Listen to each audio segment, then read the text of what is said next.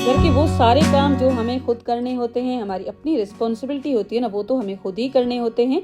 फिर चाहे जैसे भी हमारे हाल हों, हम चाहे बीमार हों, फिर चाहे सर्दी हो, गर्मी हो, लेकिन अक्सर हमारी ये कोशिश होती है कि हमें कुछ ऐसे आसान से आइडियाज़ मिल जाएं, कुछ आसान सी टिप्स एंड ट्रिक्स मिल जाएं जिनसे हम उन्हीं कामों को बहुत ज़्यादा आसान बना लें और हमारे बहुत सारे साथ में पैसे भी बच जाएं और हमारे काम आसान होने के बाद हम अपने लिए भी थोड़ा बहुत टाइम निकाल सकें।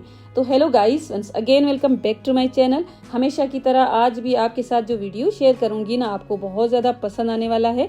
तो अगर आपको पसंद आ जाए तो इसको लाइक ज़रूर कर लीजिएगा। तो यहाँ पर सबसे पहले जो आइडिया आपके साथ में शेयर करने वाली हूँ ना, उसमें ये मैंने केक की एक बेस ले ली है, उसके साथ मैंने एक कार्डबोर्ड का पीस ले लिया है।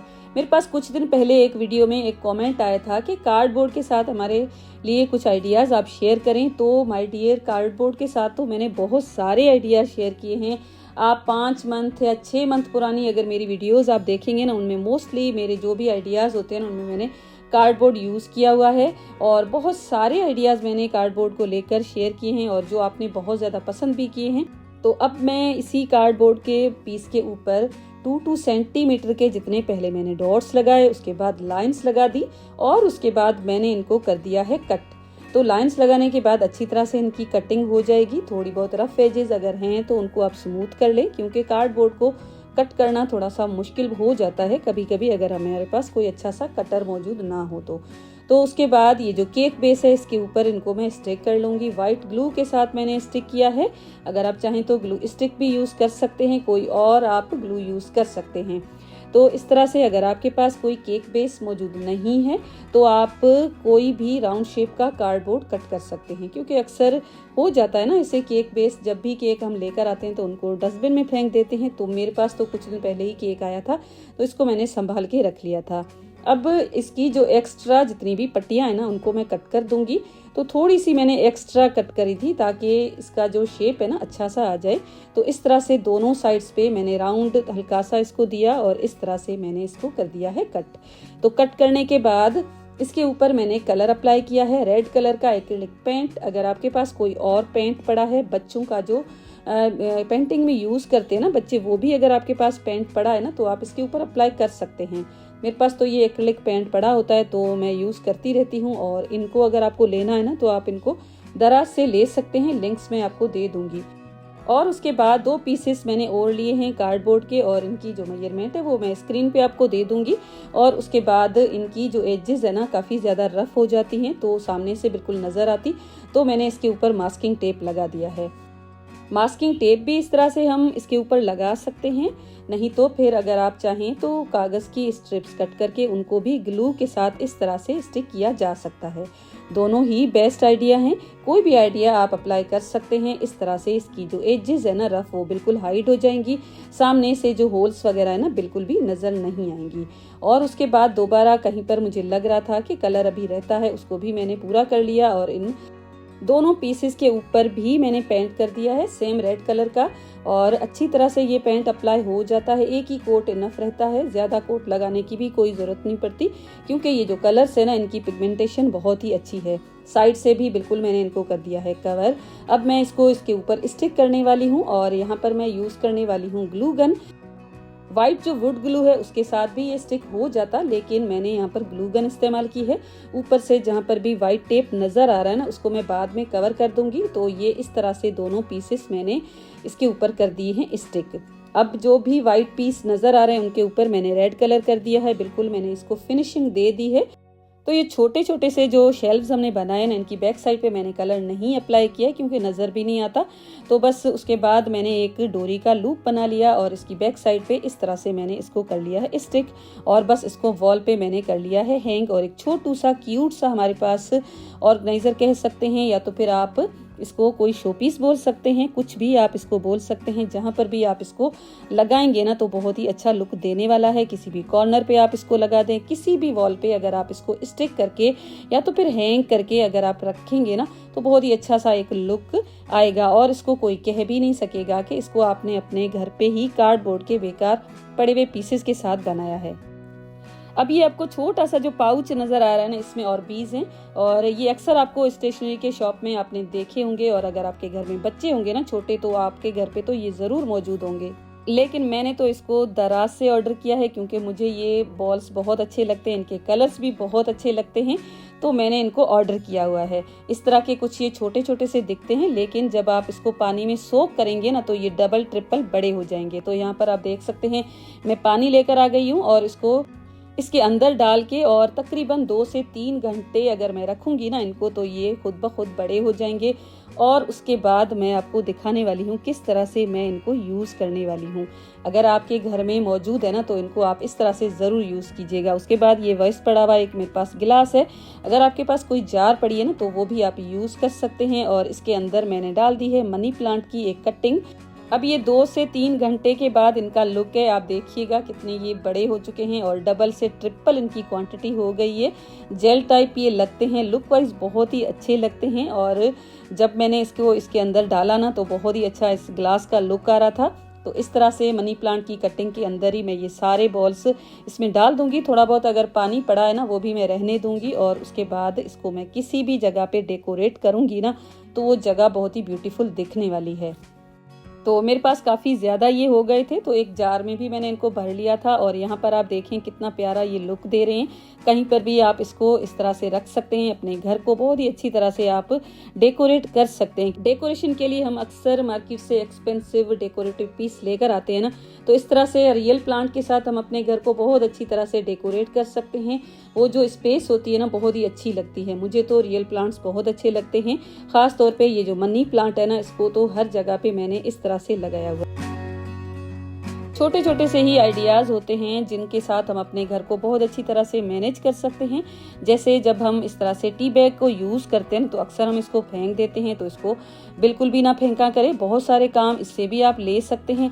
मैं ऐसा नहीं कहूँगी कि सारे के सारे आप टी बैग संभाल के रख लें, लेकिन जब भी ज़रूरत पड़ती है ना तो हमें इस तरह की चीज़ों की ज़रूरत पड़ जाती है। तो इसको मैंने खाली कर दिया है, इसके अंदर जो पत्ती वगैरह थी ना उसको मैंने निकाल दिया है।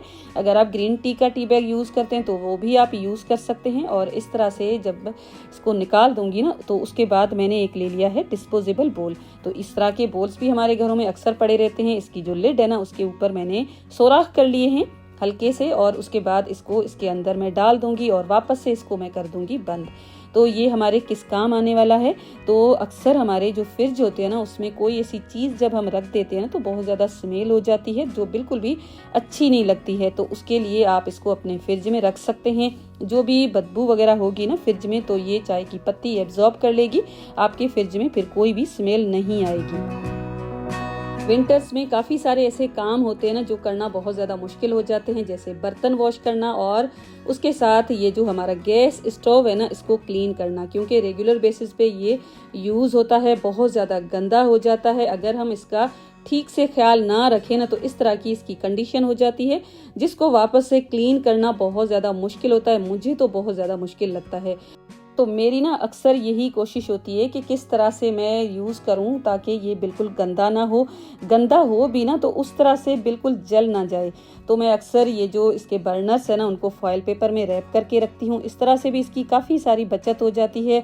थोड़ा बहुत अगर इसके ऊपर गिर जाता है ना दूध वगैरह तो भी उतना गंदा नहीं होता जितना अगर हम इसको ऐसे ही छोड़ते हैं तो होता है। तो आजकल सर्दियां हैं, गैस का प्रेशर वैसे ही बहुत ज़्यादा कम है, तो उसके लिए आपको ये साथ एक बेस्ट आइडिया शेयर करने वाली हूँ। तो ये जो फॉइल पेपर के जो बॉक्सेस आते हैं ना वही मैंने ले लिया है, अक्सर खाने के साथ आते हैं। तो इसको मैंने इस तरह से सीधा किया है, ये आराम से सेट हो जाएगा। देख सकते हैं इस तरह से जब आप इसको खोलेंगे ना तो इसकी शेप अच्छी सी आ जाएगी। और फिर उसके बाद आपको कुछ इस तरह से इसको शेप दे देनी है और इसका जो सेंटर है ना उसमें आप एक होल कर लें। 2 आइडियाज़ आपके साथ में शेयर करूंगी, दोनों आपको बहुत ज़्यादा पसंद आने वाले हैं। और ये जो होल है ना आप अपने अकॉर्डिंग कीजिएगा, बहुत बड़ा ना कीजिएगा। अगर आप बड़ा करेंगे ना तो कोई भी चीज़ अगर इसके ऊपर गिरी ना तो डायरेक्ट जाकर गैस की जो सरफेस है ना उसके ऊपर गिर सकती है। मैंने बस छोटा सा ही होल किया है और उसके बाद ये जो गैस का बर्नर है ना उसको मैंने निकाल दिया है। इस तरह से मैंने इसको इसके ऊपर सेट किया है और जहाँ पर आप देख सकते हैं छोटी सी एक बर्न करने के लिए स्टिक दी हुई है ना उसके अंदर भी मैंने इसको इस तरह से फिक्स कर दिया और अब मैंने इसके ऊपर बर्नर लगा दिया। इससे ये फ़ायदा हो जाएगा, सर्दियों में गैस का जो प्रेशर प्रेशर बहुत ज़्यादा कम होता है, रोटी वगैरह पकने में बहुत दिक्कत होती है ना, तो इस तरह से अगर आप इसको सेट करेंगे ना तो इसका जो फ्लेम है ना डायरेक्ट आपके तवे या आपकी जो कढ़ाई है ना उसके ऊपर आएगा और थोड़ा बहुत फ़र्क आ जाएगा और अच्छी तरह से आपकी कुकिंग हो जाएगी। अगर गैस का प्रेशर कम भी है ना तो भी आप आराम से अपनी कुकिंग है ना वो कर लेंगे। अगर ऐसा है कि गैस बिल्कुल है ही नहीं तो ये आइडिया वर्क नहीं करने वाला। थोड़ी बहुत अगर गैस है तो आपका ये आइडिया है ना काफ़ी ज़्यादा हेल्प करने वाला है। अब यहाँ पर मैं आपको जला के भी दिखा देती हूँ। इस बर्नर को देख सकते हैं जो इसका फ्लेम है ना कितनी अच्छी तरह से आ रहा है और यहाँ पर तो गैस का प्रेशर सही है। इस तरह से अगर आप बना लेते हैं ना, बिल्कुल थोड़ी सी ही मेहनत होती है क्योंकि ये जो कंटेनर्स होते हैं ना अक्सर हमारे घरों में पड़े रहते हैं, हम ऐसे ही इसको फेंक देते हैं। तो आप अगर इस तरह से यूज़ करेंगे ना तो आपका स्टोव है ना उसकी सरफेस गंदी नहीं होने वाली। कोई चीज़ अगर इसके ऊपर गिर भी जाती है ना तो उतना ज़्यादा गंदा नहीं करने वाली जितना पहले ऐसे ही जब हम उसको यूज़ करते हैं तो हमारा गैस स्टोव ख़राब हो जाता है। नेक्स्ट यूज़ इसका जो करने वाली हूँ ना वो भी बहुत आपको पसंद आने वाला है। उसके लिए भी इसको मैंने इस तरह से सीधा किया है, आराम से सीधा हो जाता है। बिल्कुल इसको मैं फ्लैट कर दूंगी, इसमें कोई भी सिलवटें हैं ना मैं छोड़ूंगी नहीं ताकि अच्छी तरह से इसकी शेप आ जाए और जो ऑनलाइन मिलते हैं ना बिल्कुल उसी शेप में ये हमारे पास आ जाए। पहले तो मैंने इसको अच्छी तरह से प्रेस किया, फिर मैंने बेलन के साथ भी इसको प्रेस करके बिल्कुल एक प्लेट की इसको मैंने शेप दे दी है। फिर इसको राउंड शेप में मैंने इसको कट कर दिया है। छोटा सा ही राउंड शेप मैंने इसको कट करने के बाद बिल्कुल उसी तरह से सेट करके और बर्नर को इसके ऊपर रख दूंगी। इस तरह से भी आप इसको यूज़ कर सकते हैं।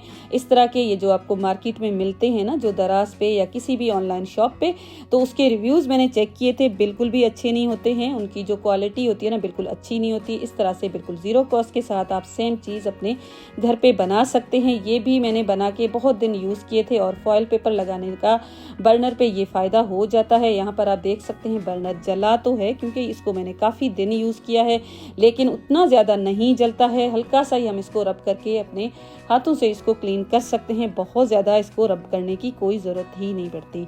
तो छोटे छोटे से ये आइडियाज़ होते हैं जिनको अडॉप्ट करके हम अपनी होम मेकिंग को बहुत ज़्यादा आसान बना लेते हैं। जैसे ये एक लैपटॉप का बैग है, इसमें हम लैपटॉप भी डालते हैं। कभी कभी ऐसे होता है कि कोई शर्ट या कोई टॉवल वगैरह हमें लेकर जाना होता है, तो इस तरह से जब हम इसमें डालते हैं ना तो ये सारे मिक्सअप हो जाते हैं। तो उसके लिए बेस्ट ऑप्शन ये है कि इस तरह से टॉवल हो गया या शर्ट या कोई भी चीज़ है ना उसको फोल्ड करके उसके ऊपर रबर बैंड लगा दी जाए और बस इसको इस तरह से सेट करके इसके अंदर ईजिली रख सकते हैं।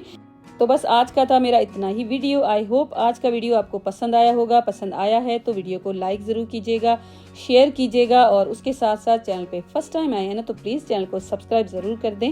मिलती हूँ आपके साथ ऐसे ही एक वीडियो के साथ। अपना बहुत ज़्यादा ख्याल रखिएगा। Thanks for watching, take care and bye bye.